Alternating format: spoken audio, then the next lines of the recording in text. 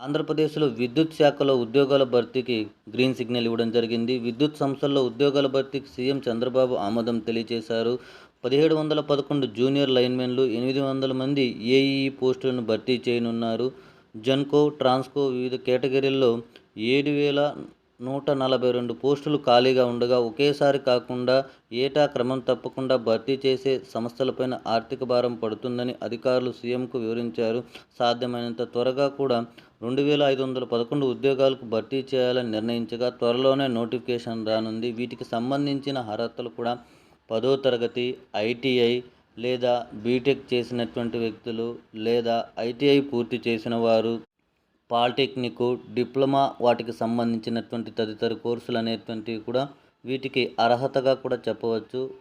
వీటికి సంబంధించిన నోటిఫికేషన్ త్వరలోనే రానుంది. మరింత సమాచారం కోసం మన ఛానల్ను సబ్స్క్రైబ్ చేయండి, లైక్ చేయండి, షేర్ చేయండి, కామెంట్ చేయండి.